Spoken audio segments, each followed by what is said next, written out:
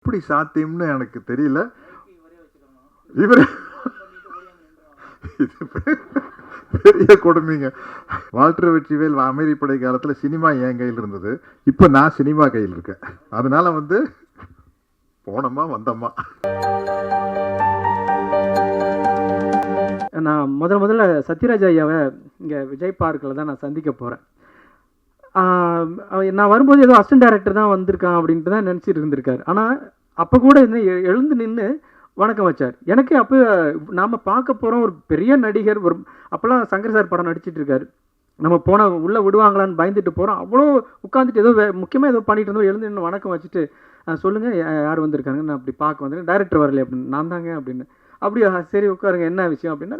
முக்கியமாக என்னென்னா வேலுப்பிரபாகரன்கிற ஒரு அடையாளம் என்னை ஒரு கவசமாக காப்பாற்றுச்சு. அப்படியே வேலுப்பிரபாகரனோட அசிஸ்டண்டாக நீங்கள் உட்காருங்க அப்படின்னு கேட்டார். அப்போது ஊரில் நான் ஒரு யாரோடைய சப்போர்ட்டுமே இல்லாமல் எங்கள் தாத்தா பாட்டி அங்கே இருக்கிறவங்க கடை வச்சுருவங்களை வச்சு நான் ஒரு படம் பண்ணுறேன் அப்படின்னா முதல்ல எடுத்த உடனே எல்லோரும் நினைப்பாங்க ஏதோ ஒரு ஆர்வக்கோளரில் ஒரு மொக்க படம் பண்ண போகிறான் அப்படின்னு தான் எல்லோரும் தவிர்ப்பாங்க. ஆனால் எதன் அடிப்படையிலையோ என்னை சரியாக உள்வாங்கிட்டு, இல்லை இந்த படத்தில் நான் ஒரு பகுதியாக இருந்தேன்னா உனக்கு இந்த படம் மக்கள்கிட்ட போய் சேரத்துக்கு ஒரு காரணமாக இருக்குன்னு சொல்லி எந்த விதமான அறிமுகமும் இல்லாமல், எந்த விதமான நடிகரும் இல்லாத, எந்த விதமான டெக்னீஷியனும் இல்லாத, ப்ரொடியூசரே இல்லாத ஒரு படத்தில் எனக்காக ஏற்காடில் அந்த மலைகள்லாம் ஏறி இறங்கி நடித்து கொடுத்த அந்த தன்மை என்னென்னா, இவன் சமூகத்திற்கு ஏதோ சொல்ல போகிறான், அதில் ஒரு பங்கை நான் இருக்கணும்னு நினச்ச அந்த சமூக அக்கறை, சமூகத்தின் மீது அவருக்கு கொஞ்ச பாசம்தான். அந்த பாசம் இன்னைக்கு வரைக்கும் தடம் மாறாமல், எந்த இடத்துலையும் அவர் இடம் மாறாமல் ஒரே இலக்கோட பயணிக்கக்கூடிய மரியாதைக்குரிய மானமிகு இனமூர் சத்யராஜ் ஐயா அவர்கள்.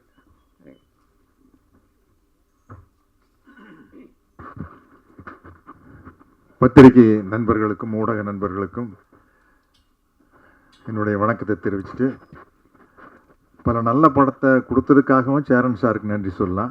வெங்காயம் படத்தை ப்ரமோட் பண்ணுறதுக்காகவும் நன்றி சொல்லலாம். ஏன்னா அந்த படத்தில் நானும் இருக்கிறேன். மேடையில் இருக்கிற அத்தனை பேருக்கு என்னுடைய வணக்கத்தை சொல்லிக்கிறேன். ராஜ்குமார் கிட்ட நான் சேர்ந்ததுக்கு மிக முக்கியமான காரணம் யாருன்னு கேட்டிங்கன்னா, பகுத்தறி பகலவன் தந்தை பெரியார் அவர்கள் தான். என்ன எனக்கு ஃபோன் பண்ணது தந்தை பெரியார் திராவிடர் கழக தலைவர் கோவை ராமகிருஷ்ணன் தான் ஃபோன் பண்ணார். நம்ம தம்பி ஒருத்தர் வராருங்க, ஐயாவோட தொண்டர், நீங்கள் என்னென்னு பார்த்து என்ன முடியுமோ செய்யுங்க. ஏன்னா அவருக்கும் பெருசாக சினிமா பற்றியெல்லாம் தெரியாது ராமகிருஷ்ணனுக்கு. இப்படி ஆசிட்டிஸ் நீங்கள் சத்யராஜாவே வரணும், அதில் ஒரு பாட்டு வருது, அதில் மட்டும் பெரியார் கெட்டப்பில் ஒரு 4-5 ஷாட் வந்தீங்கன்னா போதும் அப்படின்னு சொல்லி பண்ணேன். எனக்கு ஒரு படம் நடிக்கல எப்படி வரும் அப்படிங்கிறது தெரியாது. கேரக்டர் ரோல் பண்ண ஆரம்பிச்சதுக்கப்புறம் கதாநாயகன நடிக்கலையாவது முழு கதையை சொல்லுவாங்க. இவங்க மியூசிக், இவங்க கூட நடிக்கிறவங்க, கவுண்டமணி, செந்தில், அது இதுன்னு ஒரு பேக்கேஜ் இருக்கும். இப்போ கேரக்டர் ரோல் பண்ணிக்கிட்டு இருக்கீங்கள ஒரு 20 வருஷமாக நம்ம கேரக்டர் தப்பு இல்லாமல் இருந்தால் போய் நடிச்சுட்டு வந்துடுது, அவ்வளோதான். நானும் கூட அதுக்கு ஒரு பஞ்சு டயலாக் வச்சுருக்கேன். வால்டர் வெற்றிவேல் அமைதிப்படை காலத்தில் சினிமா என் கையில் இருந்தது. இப்போ நான் சினிமா கையில் இருக்கேன். அதனால் போனோமா வந்தோமா, அதுதான். அப்புறம் நான் நடிக்காத படத்தினுடைய இசை வெளியீட்டு விழா ப்ரமோஷனுக்கெல்லாம் நான் போகிறதில்ல. இப்போ சேரன் சார்னா போய் ஆகணும், என்ன எழுத்தாளர் சங்க தலைவர், இயக்குனர் சங்க தலைவர், தயாரிப்பாளர் சங்க தலைவர்னா போய் ஆகணும். நான் ஏன் போகிறதில்லன்னா, பிரச்சனை என்னென்னா, மாதம் ஒரு படம் வருது. அது நான் போன மாதம் சாருகேசி, இந்த மாதம் ஜிடி நாயுடு, அடுத்த மாதம் மண்டாடி வருது. இப்போ நம்ம நடித்த படத்தை பற்றி நம்மளுக்கு சின்ன விமர்சனம் மனசுக்குள்ளே இருந்தாலும் கூட அது மேடையில் சொல்கிறது நாகரிகம் இல்லை. அந்த படத்தை பற்றி புகழ்ந்துதான் பேசியானும். என்கிட்ட இருக்கிற மிஸ்டேக், ஒரு 2 பால் ஓவராகவே போடுவேன், எக்ஸ்ட்ராவாக 2 பால் போடுவேன். ஏன்னா மனிதர்களுடைய சந்தோஷம், குறிப்பாக கலைஞர்களுடைய சந்தோஷம் அங்கீகாரத்துக்காக ஏங்குவது தானே, பாராட்டுக்காக ஏங்குவது அப்படிங்கிறத மனிதனுடைய மனமே. அதனால் அதை நம்ம ஃபுல்ஃபில் பண்ணிட்டு போவோமே. நான் மணிவண்ணன் சாரில் சும்மா தமாஷா சிரித்து பேசினேன். தலைவரை ஐஸ் வைக்கிறதுனா சின்ன கியூபெல்லாம் வைக்கக்கூடாது தலைவரை, அது வலிக்கிட்டு வந்துடும். பெரிய பாரை தூக்கி போட்டு அடிச்சிடணும். ஒன்றா அவன் மண்டை உடையணும், இல்லை ஐஸ் உடையணும், 2ல் ஏதோ வைக்கிற ஐஸை அப்படி வச்சுட்டு போயிடணும் அப்படின்னு சொல்லுவேன். பட் இந்த படத்துக்கு நான் ஏன் வந்தேன் அப்படின்னா, வெங்காயம் படம் பார்த்து பிரமிச்சு போயிட்டேன். ஏன்னா நான் போய் ஒரு நாள் நடிச்சுட்டு வந்தேன், 2 நாள் நடிச்சுட்டு வந்தேன். மற்றபடி உள்ளே என்ன இருக்குதுன்னு தெரியல. படம் பார்த்தப்ப என்னடா இவ்வளோ பிரமாதமாக இருக்குது, இது என்ன டேக் ஆஃப் ஆகிறது கஷ்டம், எனக்கே தெரியும். ஆனந்தவனில் மட்டும் பிரமாதம் விமர்சனம் எழுதுனான்னு நினைக்கிறேன்ல.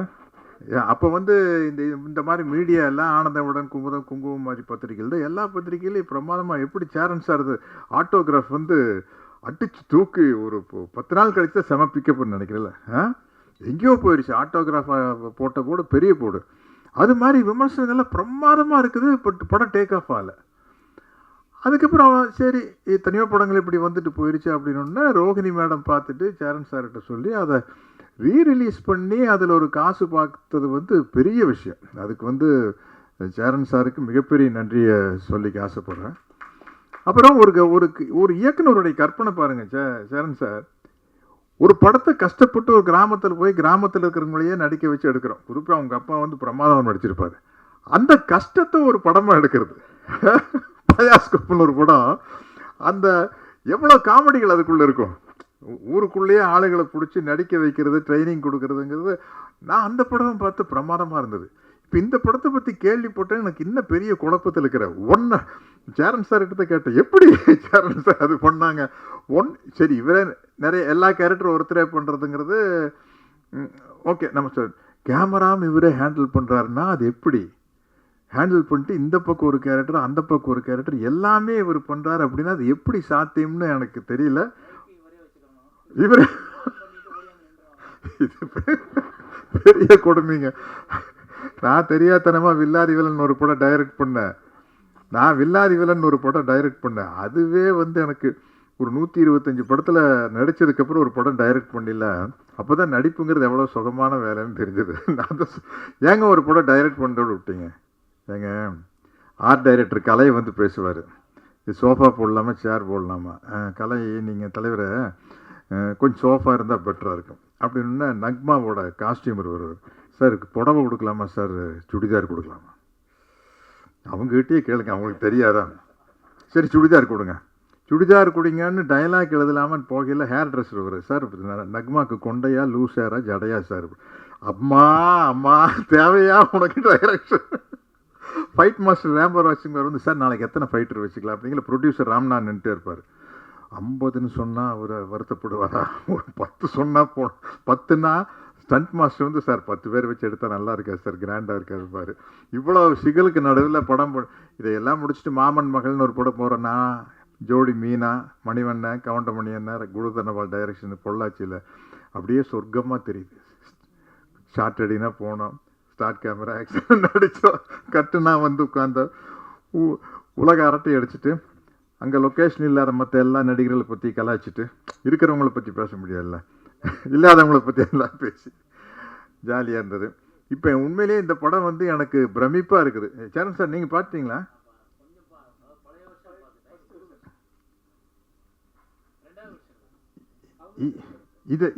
இதெல்லாம் இருக்கு படத்தில். இது எப்படி சாத்தியம் எனக்கு ஒன்றும் புரிய மாட்டேங்குது. அப்ப ஒன் மேன் ஆர்மின்னு சொல்கிற மாதிரி ஒன் மேன் ராஜமௌலின்னு நினைக்கிறேன், ஒன் மேன் பாகுபலி அப்படிங்கிற அதிகம். ஓ ஓ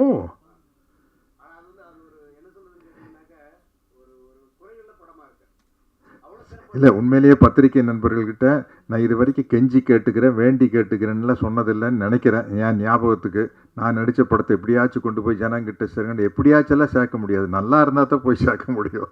எப்படியாச்சும் எப்படி சேர்க்கறது? அது சரியா இல்லாத சாப்பாட்டை எப்படியாச்சும் எப்படி சாப்பிட முடியும்? நல்லா இருந்தால் தான் சாப்பிட முடியும். அது மாதிரி இந்த படத்தை வந்து எப்படியாச்சும் கொண்டு போய் மக்கள்கிட்ட சேர்க்குற பொறுப்பு உங்ககிட்ட இருக்குது. நம்ம என்னென்னா நம்ம லைம் லைட்டில் இருக்கிறவங்கள பற்றியே தான் எழுதிட்டு இருப்போம். அது இல்லை, அது எப்படி சினிமா ஒரு வியாபாரமோ நாங்கள் நடிக்கிறது ஒரு வியாபாரமோ அது மாதிரி பத்திரிகை ஊடக தொழில் எல்லாமே அது வியாபாரம் தான். வியாபாரங்கும் போது சினிமாவில் வந்து அதிக சம்பளம் வாங்குகிற நடிகர்கள் பற்றி எழுதும் போது தான் ஒரு சேலபிலிட்டி இருக்கும், அதை படிப்பாங்க. ஒரு கிசு வர்றதுனாலும் கூட அவங்கள பற்றி வந்தால் தான் இன்ட்ரெஸ்ட் இருக்கும்.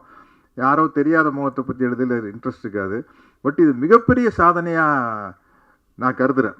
அவர் சொல்லிட்டார் பாருங்கள், மோர் தென் ராஜமௌலி மோர் தென் பாகுபலி அப்படின்னா இந்த படத்தை கொண்டு போய் இப்போ என்னதான் இங்கே பேசினாலும் உங்கள் கையில் தான் இருக்குது. இதை வந்து நீங்கள் 100 கோடி 200 கோடி சம்பளம் வாங்குகிற கதாநாயகருடைய படத்தை எல்லாத்தையும் தாண்டி நீங்கள் ப்ரமோட் பண்ணால் தான் முடியும், இல்லாட்டி முடியாது. ஏன்னா அவங்களுக்கு ப்ரமோஷன் தேவையில்லை, அவங்க முகம் போஸ்டர் இருந்தாலும் வந்துட்டு போகிறாங்க, அவ்வளோதானே. அதனால் வந்து இது உங்களுடைய ஒரு டியூட்டியாக எடுத்துக்கணும், கடமையாக எடுத்துக்கணும். அப்போ தான் வந்து இந்த மாதிரி புதிய முயற்சிகள் பண்ணக்கூடிய இயக்குனர்கள் இளைஞர்கள் நிறையா சினிமாவுக்கு வருவாங்க. நான் இந்த படத்தை பார்த்ததுக்கப்புறம் ராஜ்குமார்கிட்ட எப்படி என்ன ஏதுன்னு கேட்டு தெரிஞ்சுக்கிறேன். மிகப்பெரிய வெற்றி அடைய வாழ்த்துக்கள், நன்றிகள், வணக்கம்.